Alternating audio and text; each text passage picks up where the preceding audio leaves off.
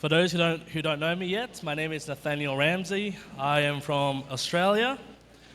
I'm going to share a small amount of my Christian experience, since it's very long, very complex.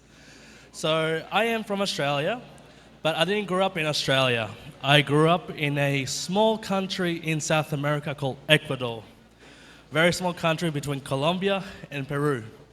I was there from the age of 5 till I was 15. So I did all my schooling there. My Spanish is still better than my English. And my parents were in a reform when I was born. So I was raised in a reformed church.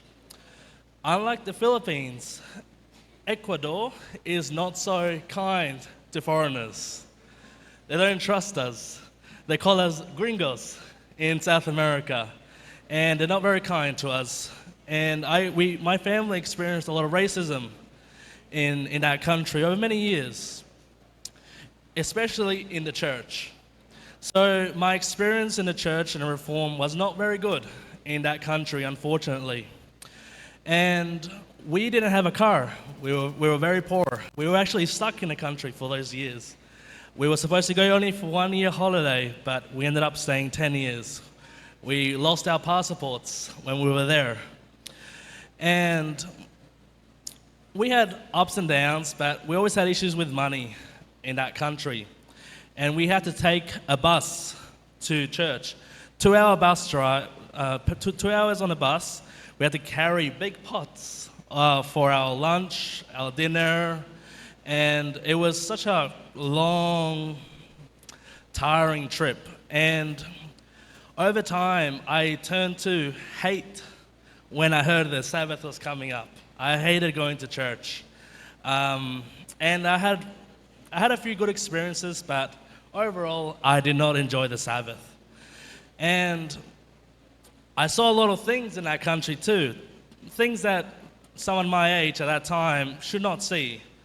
And I started thinking to myself, if there is a God, why would he allow such things to happen on this earth? And so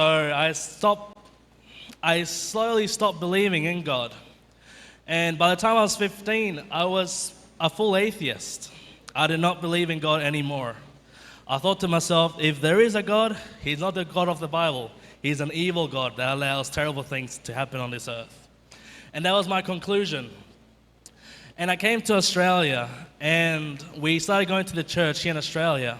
It was a different experience.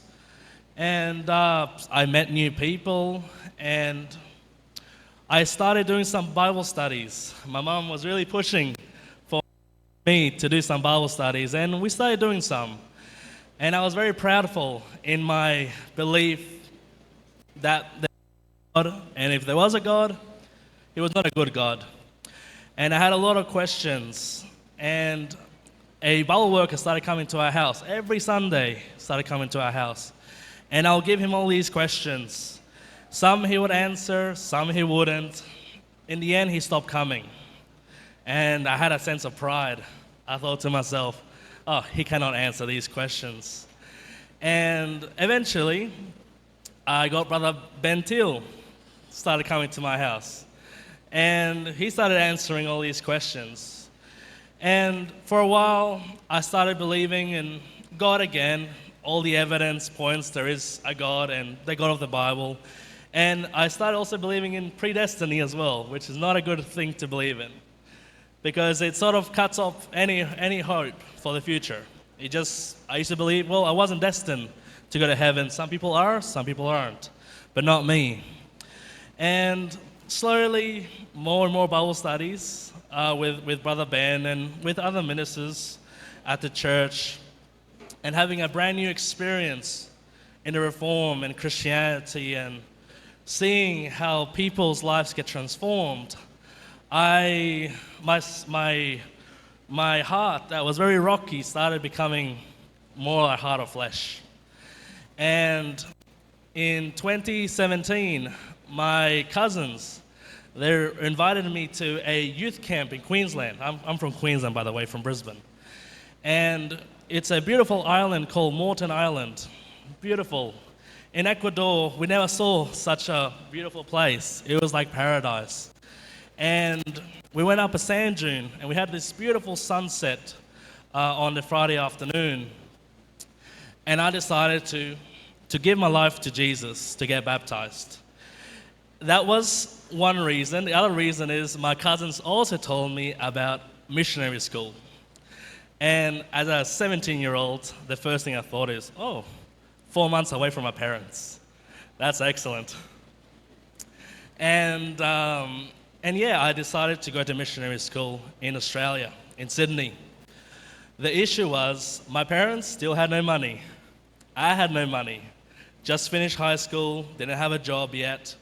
And if I'm not wrong, it was around 2,500 Australian dollars, the tuition to go to missionary school.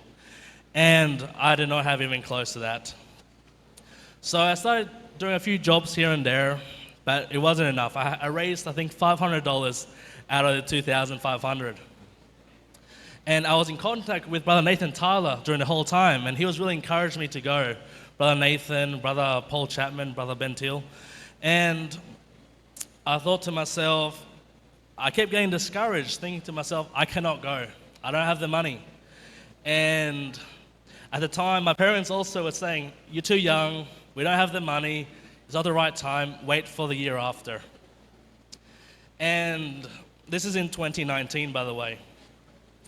And with the $500 I raised, I had a lot of encouragement from one of my aunties. I was living at her house at that time. I moved out of my house at 17, by the way. After I got baptized, I moved out of my house straight away. And I decided I was very inexperienced with the concept of faith, very inexperienced.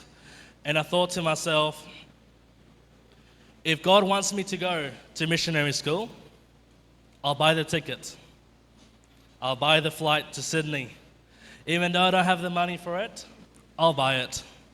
So that night I jumped online and I found a very cheap ticket. It was $6. And I still have the tuition. 2 days after, I called Brother Nathan Tyler and I told him, I don't think I can go anymore. I bought the ticket, but I don't have the tuition money. And he said to me, Nathaniel, I'll call you in 2 minutes. He called me an hour later. And he tells me that a young Filipino man was going to go, but his visa was cancelled. And there was an Australian brother who sponsored him. And he said that that brother has accepted to give me that tuition fee. And thanks to God, I was able to go. And I encourage every young person here, if you can go to missionary school, it's a must. It's an experience like none other. Thank you.